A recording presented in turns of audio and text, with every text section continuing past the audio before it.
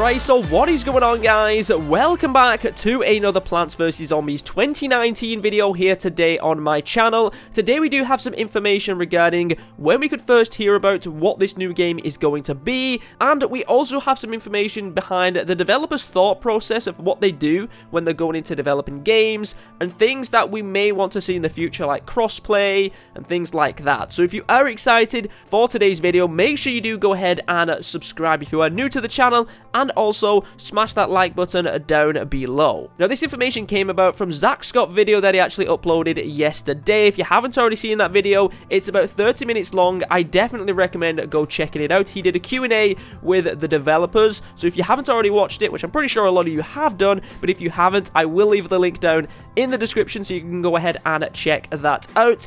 I'm going to be summarizing like the most interesting information in my video. However, I definitely recommend going watching the entire video. Link is down in the description. So Zach did a Q&A and asked about 12 questions in total to 3 Plants vs Zombies developers. The first one is Sean Laker, who is the live producer for Plants vs Zombies Garden Warfare. The second one was Justin Weeb, who is the creative director for Garden Warfare. And the third and final person, who you're probably less familiar with, is Jay Ingram, who does a lot of community things related to Star Wars and Plants vs Zombies. So those are the 3 people in the Q&A video, and those are the 3 people that will be answering the questions that Zach Scott asked. So Zach starts off by asking a few questions related to Garden Warfare 2, such as the Twilight Chomper and Soil Survivors and the way the updates came about and things like that. Very interesting information. However, I thought we'd keep it more related to Plants vs Zombies 2019 in today's video, so that is the only questions that we're going to be taking a look at. And the first one and most interesting one is Zach straight up saying it's been announced that PvZ team has been working on a new Plants vs Zombies game for consoles and PC. Everyone is thrilled. When can we expect to hear more? He goes bang straight in with the big question, and this is the first questions related to the new Plants vs Zombies game, and we do get a very interesting reply. And this is the big information which I was really excited about. And this is going to be the little teaser of when we could hear about the new Plants vs Zombies game. So Jay Ingram responds by saying you can expect to hear more around the EA Play /E3 season, which I believe is June 7th, which is what I definitely expected to hear it from. However, he goes on to say though, maybe a bit earlier. Do you know of any special anniversaries coming that we could share news on? And it just so happens that the Plants vs Zombies 10th birthday anniversary of when Plants vs Zombies was released is on May the 5th. So, can you think of any special anniversaries coming up? Well, I would say that the 10th anniversary of Plants vs Zombies is a pretty darn good anniversary to be able to announcing something to do with your next Plants vs Zombies game. So even though he's not confirmed it, he's hinting that we're probably going to hear about this new game on May the 5th. Which I'm so excited about. I think I worked out it's about 55 days from now. May the 5th, jot it down in your calendar. We're probably going to hear the first information about this new Plants vs Zombies game coming in 2019. And he did mention at the start of this response that we should hear more about it at EA Play or E3. So we'll probably get an announcement on May the 5th on the birthday of potentially what it's going to be. And then we'll probably get like a trailer or gameplay or something like that at EA Play. So I'm super excited for it. You guys know I'm going to be covering all of this information, so make sure you guys are subscribed to the channel if you have not done so already. The next interesting question that we have is Zach Scott referring to, is it going to be a Garden Warfare game itself? Zach Scott said that the wording of the announcement has many suspecting it's not a Garden Warfare title. Can you confirm or deny at this time? And Jay Ingram goes on to say, nothing we can say about the title just yet, but the game will be both very familiar and very new. Stay tuned for details. So that's very interesting. That's making me feel like it's not going to be a Garden Warfare 3. Very familiar as in maybe the sense of it being a third-person shooter, because we know it is a shooter, and maybe it's like the similar style to third-person in Plants vs Zombies Garden Warfare 2. However, he says it's going to be very new. So I'm excited to see what this new game's going to be. Justin Weeb did tweet out a few weeks ago saying that it's going to be like a new experience, or they're working on new experiences. And Jay Ingram did say that it's going to be familiar and also very new. So I'm excited for it. What do you guys think? Do you think it's going to be Garden Warfare 3, or do you think it's going to be something completely different? I would love to know your thoughts in the comment section down below. Zach also asked a very interesting question regarding, what's the game going to be like with monetization and things like that? As you know, quite a few games recently have been released as a free game, and then they've had monetization within the game. Apex is the most recent one. It's, it's a free game to play, and then they have, like, monetization in the game, which I'm absolutely fine with. Fortnite was the first big game to do that. So Zach actually asks, the PvZ franchise has embraced the free-to-play model on mobile. Many multiplayer games, including Apex, have embraced it on PC and console. From the perspective of somebody who's been in the industry for so long, how surprising is this trend? How much is monetization considered when developing a game, and has a monetization model been decided for the next PvZ title? Sean Laker goes on to reply, not all that surprising, to be honest. When a game has a zero barrier for entry, you get more players. Obviously, that's a given. It's a free game. You're going to get more people playing, and the players are the lifeblood of any game. The issue with this model is that it costs money to develop and support. So when you don't receive revenue from the initial sales or the initial purchase, you do need to make decisions that's going to generate money on the back end. So he's basically saying, if the game's free, you're going to get more people playing it. However, it costs money to make that game, so you need to think ahead of how you're going to earn money some other way. He then goes on to say, we don't see this trend going away, but we don't see premium launch products going away either. MTX is an important part of the business. I think that's monetization or something like that. You see in some of the decisions we've made with the content updates in Garden Warfare 2 over the last 8 months, developing games isn't free. And in order to continue developing products, we need to generate revenue. I think he's talking about the upgrades there. So for them to keep developing updates for the game, they have to monetize it somehow. And their way of monetizing the game was to do the upgrades, which in my opinion, I'm fine with. If you get upgrades which cost £10 or something like that, allows them to make new maps or new characters or something like that, hey, I'm down for that. He also continues to say, most players also may not realize that running a ton of servers in a bunch of regions costs money each day. So he's saying even if they're not bringing new updates out, it's still costing them money because they need to pay for those servers to remain up. If there's no monetization in the game, they're losing money. So they have to find some way to monetize the game, which is why they bring upgrades out and things like that to pay for the servers to stay online. Sean continues to say, what's important to us is that we strike the balance of fair offers while also appeasing the core non-spenders. The recent Twilight Chomper grind versus purchase option are a great example of this. MTX design for games in development is always an ongoing process. We see trends and player behaviors change month to month. Everything moves so fast. We need to continue adapting and be flexible with designs to stay on market trends and meet expectations of users. We do frequently consider and discuss monetization design for future products, but believe me when I say this, we always consider the impact to all users with the decisions we make.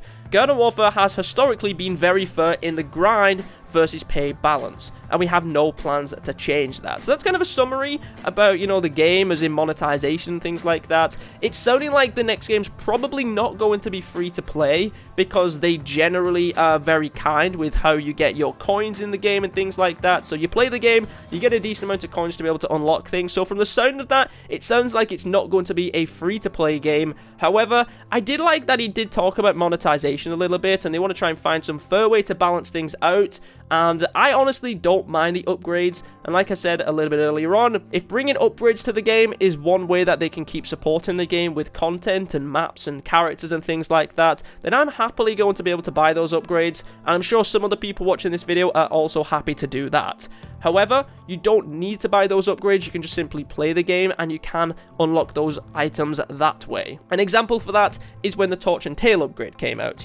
If you are new to the game and you haven't done Trials of Nomus, you could buy the upgrade to be able to get the Torchwood and Hovergoat pretty quickly, and then you could get the costumes for those characters. However, if you don't want to go down that route of being able to pay, you can do the Mystery Portal, get the Rainbow Stars, complete the trials, and get the Torchwood and Hovergoat that way. They do give you multiple options, and for me, that's absolutely fine. As long as it's not a paywall and you have to pay to get something, I'm totally down with it. The only thing I believe in Garden Warfare 2 which was behind a paywall and the only way you can get those characters is the Z7 Imp and the 2 abilities, Super Ultra Ball and the Bigger Better Butter. Those were part of the deluxe edition. Those are the only 3 things I think which are behind a paywall, which you do need to pay for. Apart from that, everything else you could unlock without needing to spend a penny. I like the way they are thinking about monetization, and if it does support the game in the long run, I'm totally down for that. We're now going to get into the topic of crossplay, which in my opinion is a very big topic. I would love to see crossplay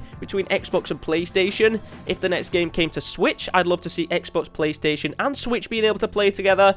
Not with PC though, because keyboard and mouse definitely have an advantage, and you can also mod PC versions a lot easier, and we do get into that a little bit in the next response. But Zach says that crossplay is a very popular feature of new and upcoming games, and it garners a lot of media attention. Aside from corporate policies, what are the challenges of developing games that can be played across multiple platforms? Has crossplay been decided for the next PvZ title? Sean goes on to respond, while I can't speak for future products, I can tell you that crossplay is a healthy evolution for our industry. It does create many challenges, however. Many players would argue that the twitchy nature of mouse and keyboard will always have an advantage over a controller. He also goes on to say, we also need to deal with security issues as the PC platform is a lot more susceptible to exploits and hacks. So he's basically saying, I think that, if they was going to do crossplay, they're probably not going to do it with PC. They have an advantage with keyboard and mouse, and PC is a lot easier to hack and things like that. So if someone was playing with PC and it was crossplay with console and they was hacking the game to get like aimbot or max damage or something like that, it's not going to be fun for the console players as well. He continues to say it's a giant opportunity but also a giant can of worms. I think that the industry and platforms are still in their infancy, and as it relates to crossplay and cross-progression, we'll be watching closely to see how this progresses. That right there, guys, is me hearing from Sean that the next game isn't going to have crossplay. He's saying that it's great, and he thinks it's a really good feature. However, it can be difficult to develop, and also it's relatively new, so they don't know how successful that's going to be in the long run.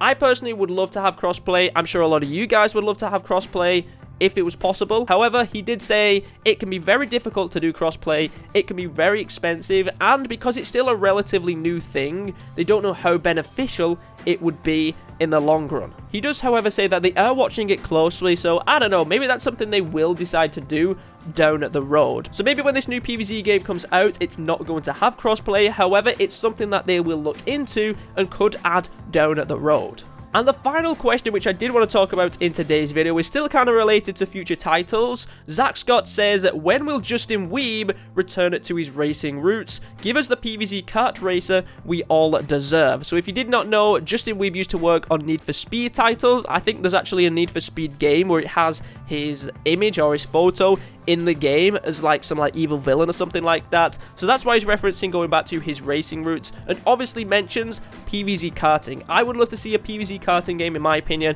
It will be really cool, it would be really fun, it would be kind of like Mario Kart, but obviously Plants vs Zombies style, and it would work really well on the Switch, in my opinion. So that is a very interesting question, and Justin Reeb goes on to respond by saying, I'm trying to play what that will be like in my head, and I think it could be a really great game. While I can never comment on what future content we may build, I do hear the vocal audience about how great a PvZ kart racer game might be. So it doesn't seem like there's one of those in development right now. However, he is aware how many people would like to see it, and he's obviously worked on racing games in the past, so he's trying to imagine what that would look like. I would love a racing game. However, I feel like I would probably enjoy the third-person shooters more often. That's just kind of like the games I prefer, but I would definitely love a PvZ karting game. If any of the developers are watching this, make sure you make a game at least some point down the road. But there we go, guys. There's a lot of interesting information in today's video which I did want to talk about. Seems like we're going to hear about this new game May the 5th, Plants vs Zombies 10th anniversary. Seems like we're probably not going to get crossplay to start off with, but something we could potentially see in the future, and a potential karting game in the future as well. Who knows? But hopefully you guys did enjoy today's video. Like I mentioned, if you want to check out the whole Q&A, the link to Zach's video is down in the description. Make sure you go check it out and show some support, because I think it was really informative, and we got a lot of information out of it. And of course, there are some other questions related to the Garden Warfare 2 updates as well in that video, so make sure you go check it out. Nonetheless, hopefully you guys did enjoy today's video. If you did, make sure you drop a like down below, subscribe if you're new to the channel, and I will see you all in another video.